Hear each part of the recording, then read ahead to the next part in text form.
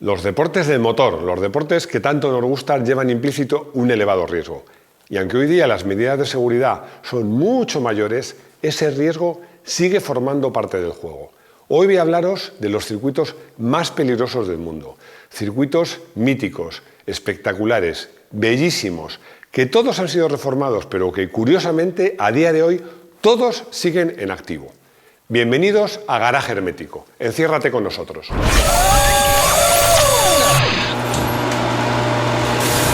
No soy aficionado a los toros, pero tengo claro que si en los toros no existiera riesgo para el torero, no sería lo mismo. Con los deportes de motor pasa igual. Lo que hace Márquez o lo que hace Hamilton, si no entrañara ningún riesgo, habría mucha gente que lo hiciera. El flirtear con ese riesgo, el saber gestionar ese riesgo, es parte del juego y lo que hace grandes a los grandes pilotos. Y parte del mito de la Fórmula 1, parte del mito de Le Mans, parte del mito de Indianápolis, está basado, nos guste o no nos guste, en el riesgo que tienen. En este vídeo me he basado en estadísticas sobre los circuitos más peligrosos. Estadísticas que no siempre coinciden, porque algunas incluyen pilotos, comisarios, espectadores, asistentes. No son muy fiables en cuanto a su precisión, pero sí nos dan una idea de los circuitos más peligrosos. Y os va a sorprender porque, por ejemplo, todo el mundo piensa, uy, Mónaco es uno de los circuitos más peligrosos del mundo. Pues no, Mónaco estadísticamente no es un circuito peligroso. Es verdad que Lorenzo Bandini se mató en 1967, que ha habido muchos accidentes, pilotos que se han caído al agua, pero estadísticamente no es un circuito peligroso. Sin duda, porque es un circuito muy lento. Os voy a decir algo que os puede parecer políticamente incorrecto, pero os digo una cosa. Si hiciéramos la lista de los circuitos más bonitos del mundo, muchos de los circuitos de esta lista de los circuitos más peligrosos también estarían ahí. Pero en este vídeo no voy a hacer lo habitual que hacen otros, de empezar nuestro hit parade por los últimos para acabar en el más peligroso. No. En este vídeo voy a empezar por el más peligroso de todos.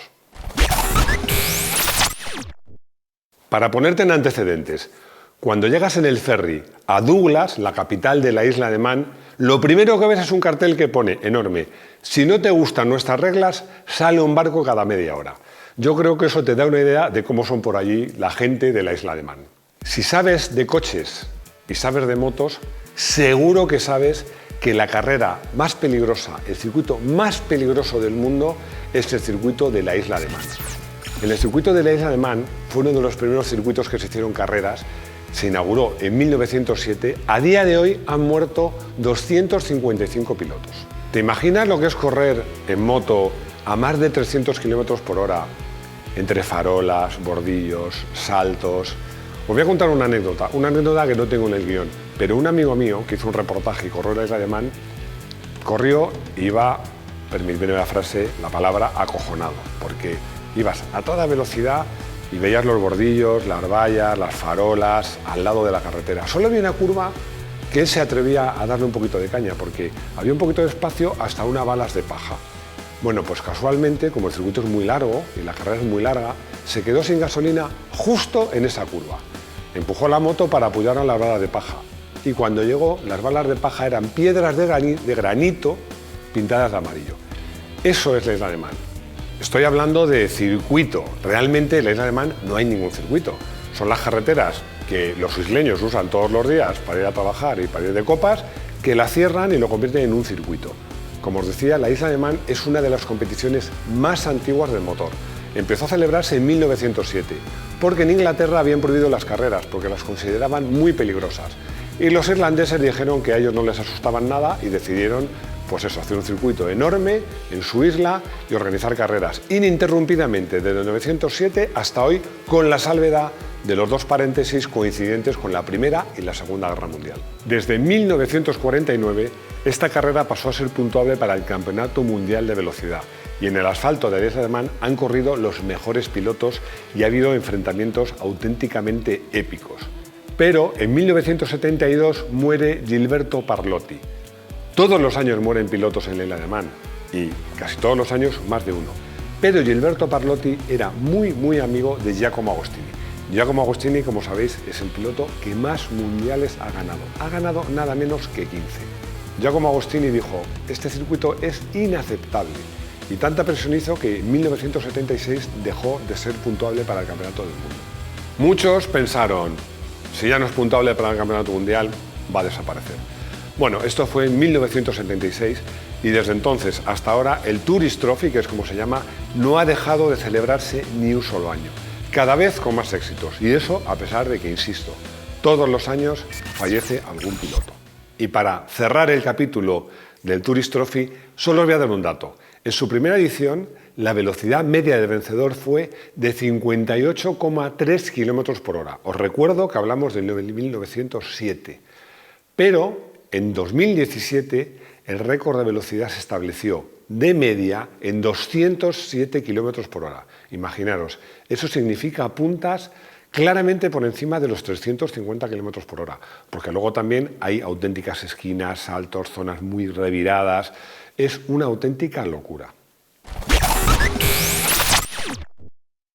Y el segundo circuito de esta lista es Nürburgring, el infierno verde. Seguro que muchos ya os lo imaginabais.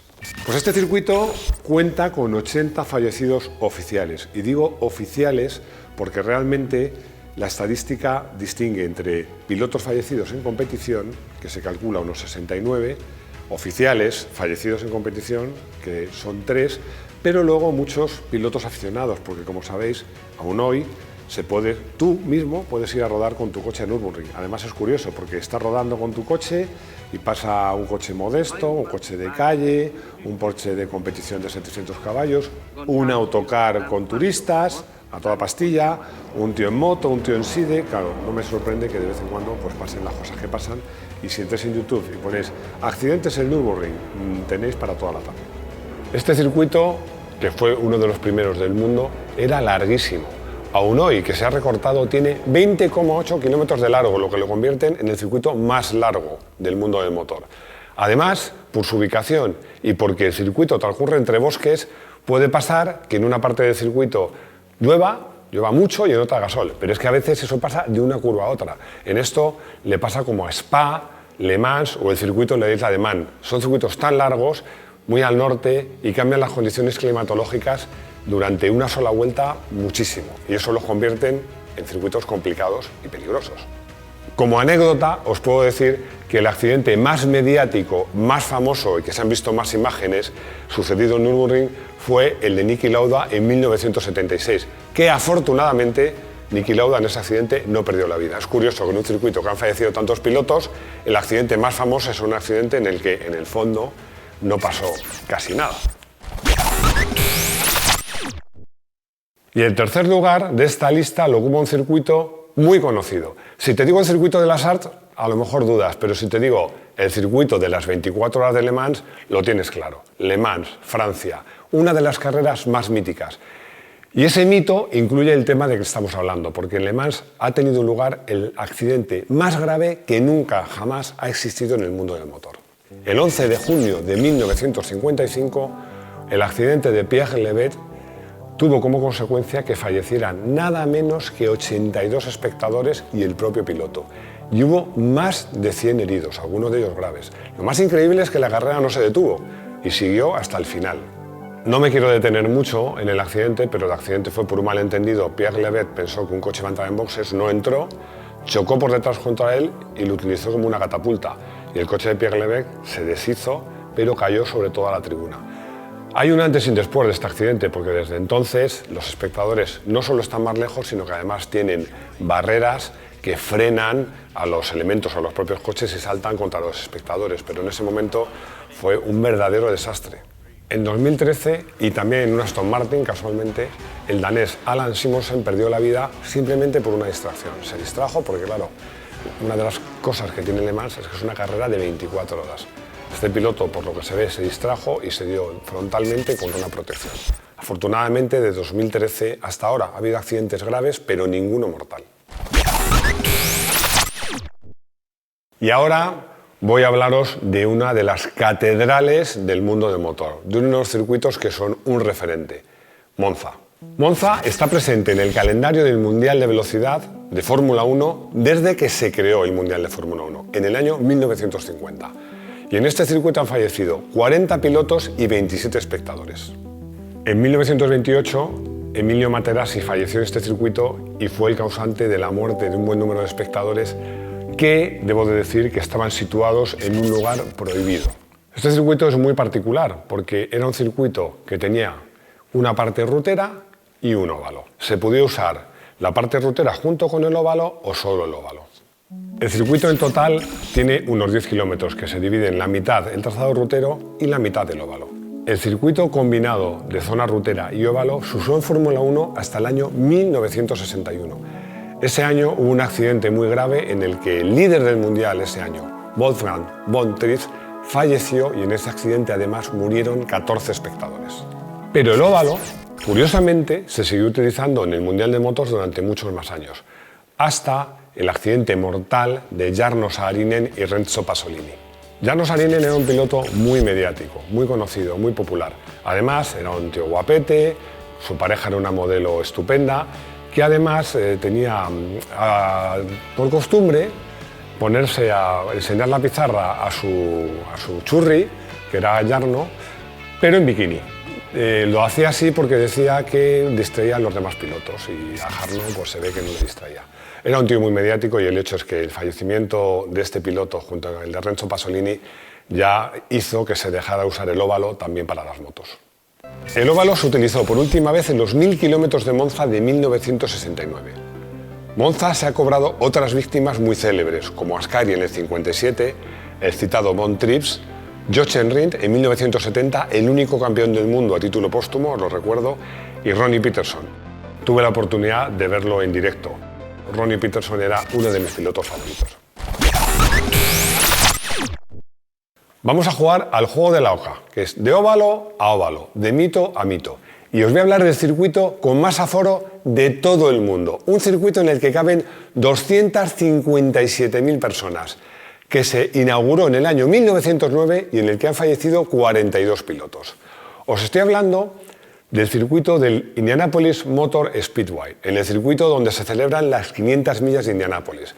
Si vais a Wikipedia y ponéis este circuito os contará que más de la mitad de los fallecimientos que ha habido en la Fórmula Indy han sucedido en el óvalo de Indianápolis. Como os decía, en este circuito han fallecido 42 pilotos. Pero ya sabéis cómo es el circuito y ya sabéis cómo son las carreras de la Fórmula Indy. Y eso hace que el número de fallecidos sea mucho más amplio y se eleve hasta 73, si incluimos a mecánicos y a comisarios. En 1996 tuvo lugar el último accidente mortal de Indianápolis, el de Scott Brayton. Este accidente hizo que cambiaran muchas cosas en el circuito. Se pusieran nuevas barreras que son progresivas, que absorben la energía. Ha cambiado mucho. Además fue un accidente bastante estúpido porque fue un simple pinchazo durante los entrenamientos. Con un trozo de fibra de carbono de otro coche, Scott pasó por encima, pinchó y salió disparado contra las protecciones. Y este accidente, además de que cambiaran muchas cosas en el circuito, hizo que se acelerara la investigación de lo que todos conocéis como HANS, que empezó a usarse en el 2003, que como sabéis es ese cacharro de fibra de carbono que llevan los pilotos, que le unen al casco y que impide que en caso de accidente fallezcan por lo que se llama vulgarmente el golpe de conejo, que te rompe el cuello, te sujeta la cabeza. Es un accesorio que empezó a usarse en Fórmula 1, empezó a usarse en la Fórmula Indy. Hoy día, en circuitos, se usa en todas las categorías. Hasta los campeonatos regionales se usa este sistema de seguridad. Así que todos podemos estar agradecidos al pobre Scott. Y como os decíamos, esto es el juego de la oca. Pasamos de un óvalo a otro óvalo. Pasamos de Indianápolis a Daytona. ¿Cuál es la mayor diferencia? En Daytona no suelen correr monoplazas. Daytona es un circuito que además también se parece a Monza porque tiene una parte rutera y una parte oval. Y hay muchas carreras de resistencia, turismos, GTs y sobre todo una carrera mítica en el mundo de los gran turismos y los turismos que es las 24 horas de Daytona. En este circuito han fallecido 39 pilotos. Os decía al principio del vídeo, si este vídeo fuera de circuitos espectaculares, complicados, bonitos, muchos coincidirían. Así que para este último circuito seguro que muchos de vosotros estáis echando de menos una pista. Esa pista es Spa-Francorchamps. Spa es uno de los trazados más bonitos del mundo. Seguramente para mí el más bonito de la Fórmula 1. Un trazado complicadísimo porque es un circuito largo de 7 kilómetros. Esto lo convierte en complicado por cosas tan sencillas como puede ser cuándo cambiar de neumáticos, la estrategia cambia, pero es que además, también por el sitio donde está, es posible que, como os contaba en Nürburgring, en una zona del circuito llueva, en otra haga sol, tiene curvas muy lentas, curvas rapidísimas, es un circuito complicado. En este circuito han fallecido 23 pilotos, pero uno de ellos, ya os he hablado de él, un piloto muy carismático, en este circuito fue donde encontró la muerte Gilles Villeneuve. Este circuito, cuando nació, era un circuito todavía más largo, tenía 14 kilómetros, pero en el año 78 se redujo a la mitad, a sus actuales aproximadamente 7,4 kilómetros.